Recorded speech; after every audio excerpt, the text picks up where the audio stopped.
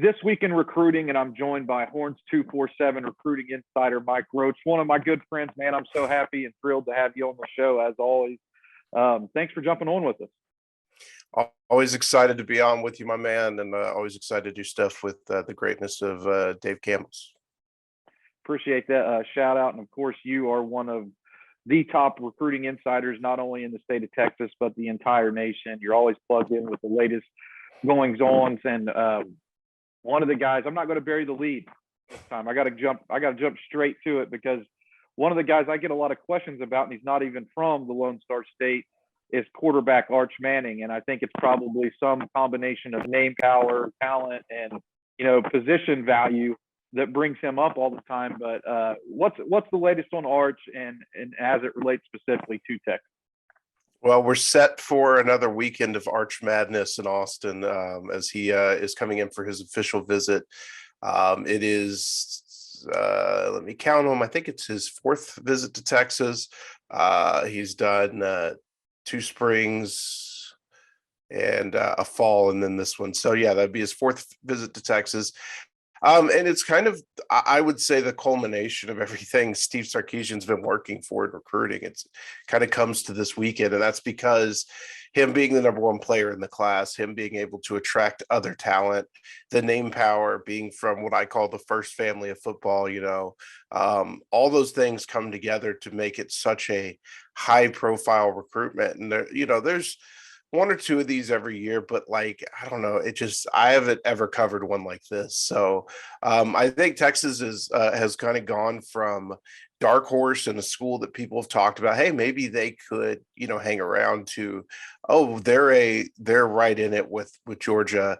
And I would say but I also say Alabama, despite the fact Alabama has a quarterback commitment. Arch still took his official visit to Tuscaloosa last week.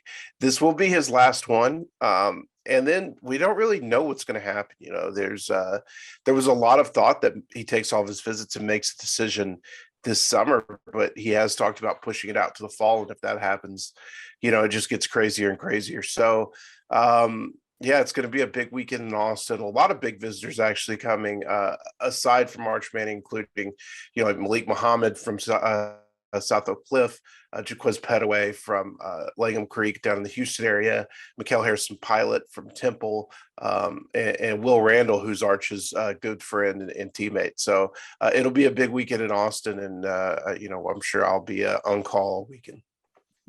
There's a lot of talk about Arch Manning's recruitment as it relates specifically to some other top guys in the state. And I think the names that are probably most bandied about whenever, talking about that is Jonte Cook and Reuben Owens.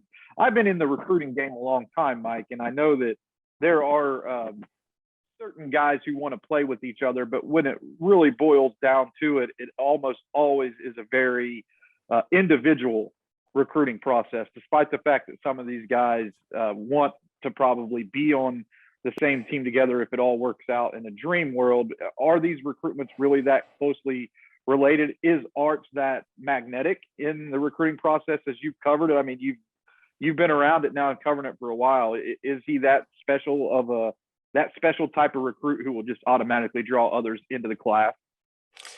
Every year we go into it, and I'm guilty of it too, and I get sucked into this guy wants to play with that guy. And then when the rubber meets the road, those guys all make their own different decisions. It happens every single year. I think if you look at it from a perspective of somebody like Jonte Cook, he's already pretty high on Texas. I think they could win him with or without Arch Manning. I think adding Arch Manning is okay, I'm a receiver. I want that quarterback that it's coming in. But Jonte's also kind of realized, and he and I have talked about this, that for a player of his talent, maybe the quarterback coming into your class is not the guy you're going to play with a lot. You're probably going to play with the older quarterbacks on the roster, and then the quarterback you come in with may be in the back half of your career. So I think that, yeah, for Jonte, I think it helps a little, and I think Texas is going to be a really tough beat regardless. For Reuben Owens, he and Arch have struck up an early friendship, and I think that's the interesting thing about Arch is he doesn't go to camps, he doesn't really do 7-on-7, he doesn't talk to media except for if you go to the school, and he's always very nice and accommodating. He's not a bad kid at all, but he has like been reaching out to kids all over the country and forming these relationships and bonds. So I do think there is a little bit of that magnetic sense, but in the end, these kids are going to make their own calls. I want to shift gears a little bit to what Texas has already done on the recruiting trail. They picked up a big out-of-state tight end commitment this week from out in California, but they also have 5 in-state commitments on the list right now, and all of them are really, really talented guys. I'm just going to pull the list up as I talk about them here a little bit, just to kind of talk about, Samaji Burrell is a guy that I really like in the class. Dylan Spencer, another very, very talented player as well. Once you kind of give me, maybe 1 or 2 guys off of the current commitment list who Texas Longhorns fans should really pay attention to and be excited about, since they've already gained their verbal commitment. I mean, you mentioned Burrell and Spencer. I like both those guys. They're both guys at big need areas, especially Spencer, who, when we saw him in the spring, has an SEC body, big, long kid, 6'5", I would guess, long arms, 250 plus, probably will play at 285, just the kind of defensive line body you need if you're going to the SEC. The kid I love is Ryan Niblett from Aldi and Eisenhower. I mean, when you talk about just pure speed at the receiver position, this is a kid that ran 10.4 in the 100 during the spring. I went to his regional track meet, maybe in his area track meet. I went to his area track meet, and he won gold in 4 events, all 4 events he competed in. I mean, he is a special athlete, and the kind of guy that if you can just get him the ball in space, he's going to make some things happen. So he's the guy I'm really excited about. I think they have a chance to put together a really dynamic receiving class. If they can add Jonte Cook and Jaquez Petaway to Niblett, who's already in the group.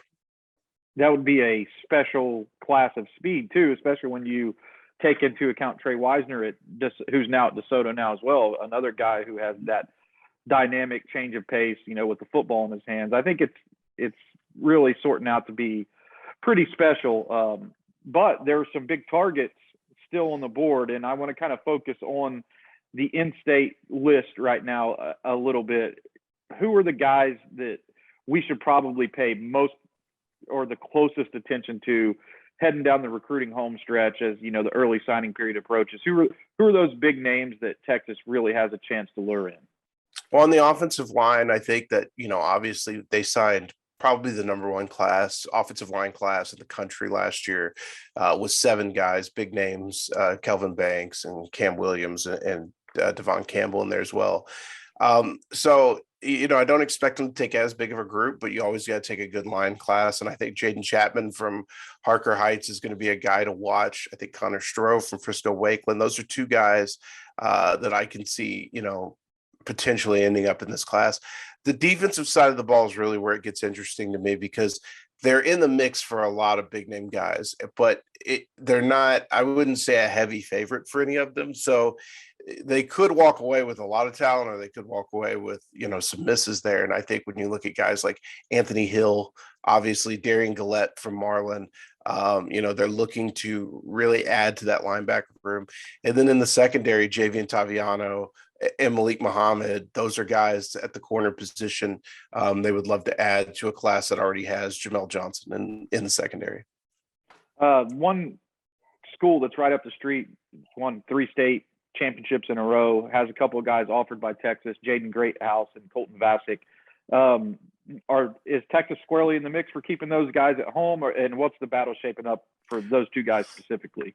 Yeah, I thought they were a heavy favorite for Greathouse in the spring, and in a visit to Notre Dame has really got the Irish in it. Now, Greathouse is a guy that has been talking to Arch Manning a lot. I think every time Manning is in Austin, he's spending time with a couple of Westlake guys, including Greathouse. So I could see that one helping keep Greathouse home.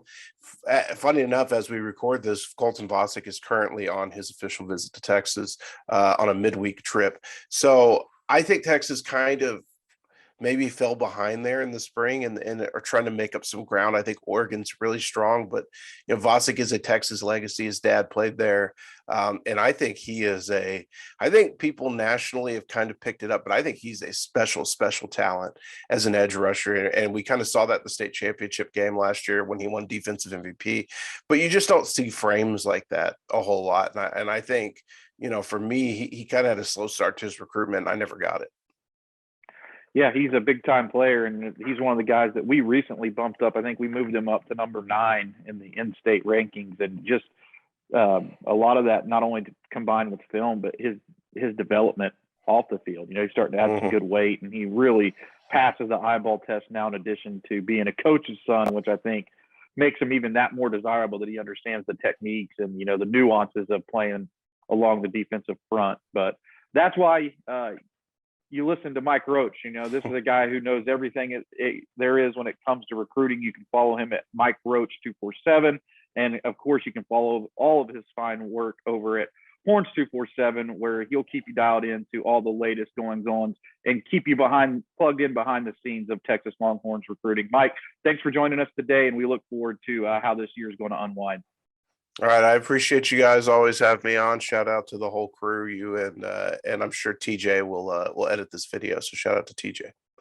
Hey, thanks for watching this clip here on YouTube. If you like this kind of stuff and you want more of it, make sure you subscribe to our YouTube channel. And remember, you can watch us live every weekday at noon at TexasFootball.com, Facebook, Twitch, or here on YouTube.